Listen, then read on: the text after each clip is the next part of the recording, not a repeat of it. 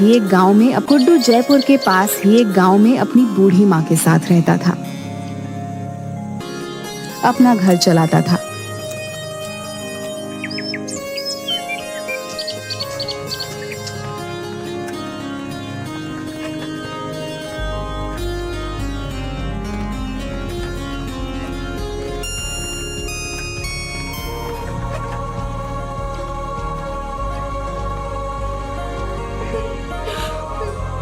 अरे माँ, क्या हुआ?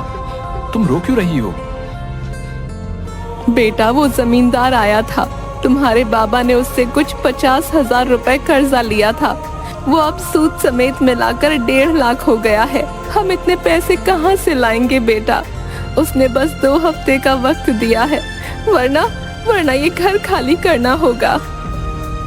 माँ, तुम रोना बंद करो, मैं कुछ करता हूँ। तुम फिक्र मत करो। गुड्डू परेशान सा पैसे जुगाड़ करने का रास्ता सोचते हुए बाहर निकल आता है।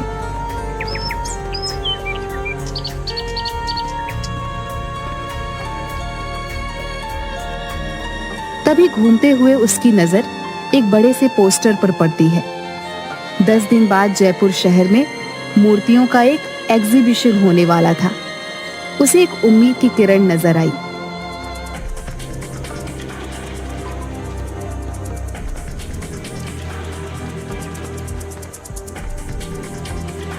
उसने तुरंत वापस लौटकर मूर्ति बनाना शुरू किया और 9 दिन की मेहनत के बाद 10वें दिन मूर्ति लेकर एग्जीबिशन में पहुंच गया। देखिए सर, ये मेरी सबसे कीमती मूर्ति है। और तुम्हें लगता है ये मूर्ति एग्जीबिशन में रखने के लायक है? पर क्यों सर, क्या हुआ? कोई कमी रह गई है क्या? कमी? गुड्डू, तुम इसे मूर्ति कह रहे हो? ये मूर्ति कहने लायक ही नहीं है, मिट्टी का कबाड़ है, कबाड़। सर, ऐसा मत कहिए। इस मूर्ति को बनाने के लिए मैंने बहुत मेहनत की है। इसे मेहनत नहीं कहते गुड्डू। ये मूर्ति एग्जीबिशन में तो क्या, कहीं पर भी रखने के लायक नहीं है। ले जाओ इसे वापस। ये मूर्ति सिर्फ कचरे के डिब्बे में फेंकने लायक है। ले जाओ इसे यहां से। गुड्डू की आंखें भर आई। अपनी मेहनत को इस कदर अपने सामने बिखरते देख वो बहुत दुखी हो गया। गुड्डू ने आंखों में आंसू लिए उसे देखा और अपनी मूर्ति के टुकड़ों को समेटकर वहां से निकल गया।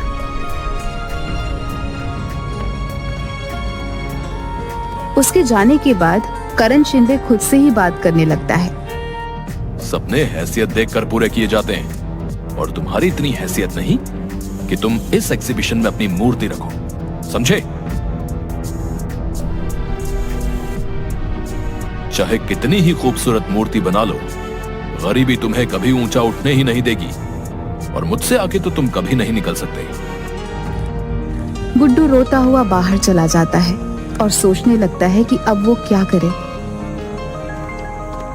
वो माँ से वादा करके आया था, वो पूरे पैसे लेकर आएगा। अब वो माँ को क्या जवाब देगा?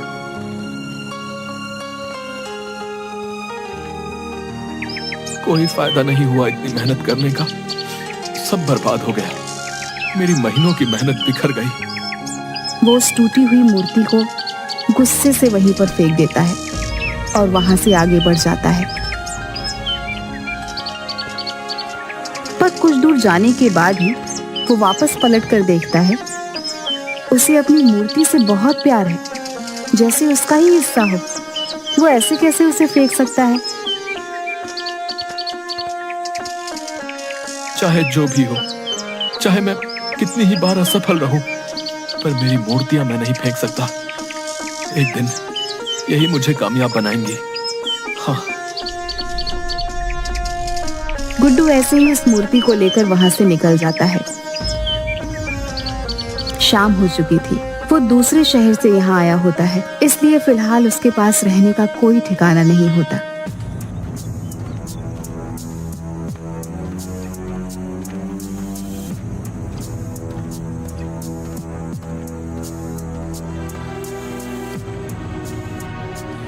गुड्डू बहुत थक गया होता है, इसलिए वहीं बेंच पर पीठ लगाकर एक झपकी लेने लगता है। गुड्डू काफी देर तक सोता रहता है और फिर अचानक एक आवाज के साथ उठता है, कौन कौन है? पर वहां कोई होता ही नहीं। अचानक गुड्डू की आंखें हैरान से बड़ी हो जाती हैं जब वह अपने सामने अपनी मूर्ति को देखता है। ये मूर्ति तो टूट गई थी, ये वापस ठीक कैसे हो गई? वो मूर्ति के पास जाता है और उसे छूकर देखने लगता है। ये तो सच में पूरी हो गई, पर ये हुआ कैसे? ये तो पूरी टूट गई थी। गुड्डू अच्छे से ऊपर से नीचे तक, आगे से पीछे घूमकर उस मूर्ति को देखता है और फिर अचानक खुशी से उसकी आंखें चमक जाती है। ये तो चमत्कार हो गया, मेरी मूर्ति ठीक हो गई, मेरी मूर्ति। गुड्डू खुश होते हुए उस मूर्ति को गले से लगा लेता है। कोई बात नहीं, अगर इस बार मैं सफल नहीं हुआ, पर तुम ठीक हो, ये मेरे लिए बहुत बड़ी बात है। वैसे भी शहर में मैं किसी को नहीं जानता, तो आज यहाँ रुक जाता हूँ, सुबह होते ही चला जाऊंगा। गुड्डू उस मूर्ति को एक पेड़ के नीचे खड़ा करके एक दुकान पर कुछ खाने के लिए लेने चला जाता है और थोड़ी देर बाद जब वो वापस आता है तो हैरान रह जाता है। मेरी मूर्ति कहाँ गई? यही तो थी मेरी मूर्ति, मेरी मूर्ति।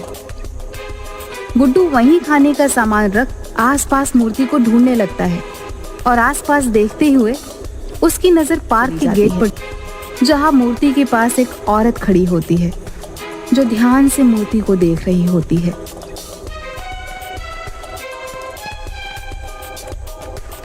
कौन हो तुम और मेरी मूर्ति को कहाँ लेकर जा रही हो?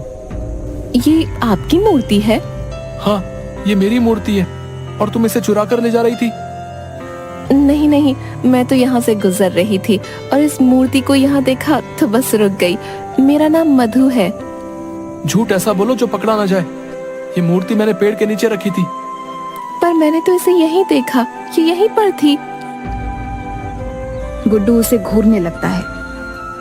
भला मूर्ति खुद तो चल कर आई नहीं है, कोई इसे यहाँ लाया ही होगा ना? मुझे नहीं पता, पर आपकी ये मूर्ति बेहद खूबसूरत है। आपने खुद बनाई है? हाँ, मैंने बनाई है, पर कोई मतलब नहीं है। मतलब क्यों नहीं? कितनी खूबसूरत मूर्ति है ये। ऐसी और भी होंगी, आप इन्हें एग्जीबिशन में क्यों नहीं रखते? कौन रखेगा मेरी मूर्ति को एग्जीबिशन में? वहाँ तो बड़े बड़े लोगों के राज हैं और मैं ठहरा छोटा सा मूर्तिकार। अरे, इसमें छोटे बड़े की बात कहाँ से आई? बात तो तुम्हारे जादू की है। कितनी खूबसूरत मूर्ति है। तुम बहुत हुनरमंद हो। तुम्हारे हुनर में ऐसा जादू है कि मूर्ति बिल्कुल जीवित नजर आती है। हुनरमंद होने का क्या फायदा जब मैं कुछ कर ही नहीं सकता? हम गरीबों की मदद कौन करेगा? ऐसा क्यों बोल रहे हो? अगर तुम बुरा ना मानो तो मैं कल होने वाले एग्जीबिशन में तुम्हारी मूर्ति को रखवाना चाहती हूँ। कल वाले एग्जीबिशन में? पर कैसे? कौन है आप? मधु ने उस मूर्ति को देखा और कुछ सोचने लगी। मैं एक मूर्तिकार हूँ। सिर्फ मूर्ति ही नहीं बनाती, बल्कि उनकी भावनाओं को भी समझती हूँ। और कल ये मूर्ति एग्जीबिशन में जरूर रखी जाएगी।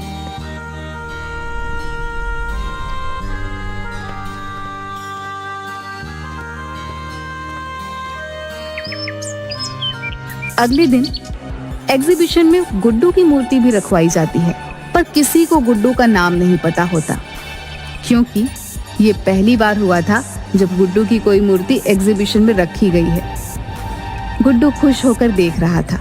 सबसे ज्यादा भीड़ उसकी मूर्ति के सामने होती है और ये सब देखकर उसे बेहद खुशी होती है। करण शिंदे ये सब देखकर उसके पास आता है।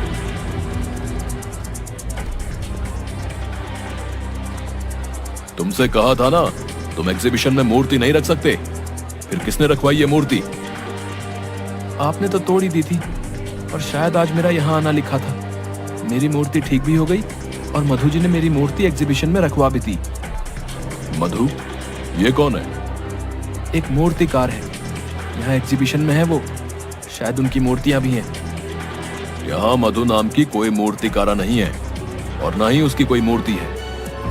गुड्डू उसकी बात सुनता है। वो इधर उधर देखता है पर मधु उसे कहीं नहीं दिखती। वो सारी मूर्तियों को भी देखता है पर उसे कहीं पर भी मधु की मूर्ति नहीं मिलती। ये सब क्या हो रहा है? मधु नाम की कोई इंसान नहीं। फिर वो कौन थी जो कल मुझे मिली थी, जिसने मेरी मूर्ति यहाँ प्रदर्शनी में रखवाई? गुड्डू परेशान सा यहाँ वहां देख रहा था। तभी अचानक उसकी नजर अपनी मूर्ति पर चली गई। मूर्ति का मुस्कुराता हुआ चेहरा देख गुड्डू को याद आने लगा। अचानक उसकी टूटी हुई मूर्ति का जादुई तरीके से ठीक हो जाना, फिर मधु का उससे मिलना, मूर्ति का प्रदर्शनी में आना और अब मधु का गायब हो जाना। उसे याद आता है कि मूर्ति कल अपने आप पार्क के गेट के पास पहुंच गई थी। गुड्डू सारी कड़ियां जोड़ता है और उसे एहसास होता है कि उसकी मूर्ति तिलिस्मी हो गई थी। शायद ये उसकी मेहनत और लगन का नतीजा था। इसका मतलब ये सब मेरी मूर्ति ने किया है। ये तो चमत्कार है। गुड्डू खुश हो जाता है। इतनी में एक आदमी उसके पास आता है। सुनिए, मेरा नाम यश पाटिल है। मुझे आपकी मूर्ति बेहद पसंद आई है। माफ कीजिएगा, बेचने के लिए नहीं है। तो क्या आप मेरे लिए ऐसी ही कोई खूबसूरत मूर्ति बना देंगे? मेरी पत्नी को मूर्तियों का बहुत शौक है जी। मैं आपको मुंह मांगी कीमत देने को तैयार हूँ। प्लीज मना मत कीजिएगा। हाँ जरूर, मैं आपके लिए मूर्ति बना दूंगा। गुड्डू को वहाँ कई लोग उस मूर्ति की कीमत लगाने को बोलते हैं पर गुड्डू नहीं बताता। तो वहाँ खड़े कई लोगों ने खुद उसे मूर्ति बनाने को कहा था और मुंह मांगी कीमत में खरीदने को भी। गुड्डू ने खुश होकर सबको हाँ बोल दिया था और प्रदर्शनी खत्म करके बाहर आता है। तो वहाँ दो आदमी पहले से ही उसका इंतजार कर रहे थे। सर, हमने आज प्रदर्शनी में आपकी मूर्ति देखी, पर आपने कहा वो बेचने के लिए नहीं है। अगले महीने एक स्कल्पचर एग्जीबिशन होने वाला है। क्या आप उसके लिए मूर्ति बना सकते हैं? सर प्लीज मना मत कीजिएगा।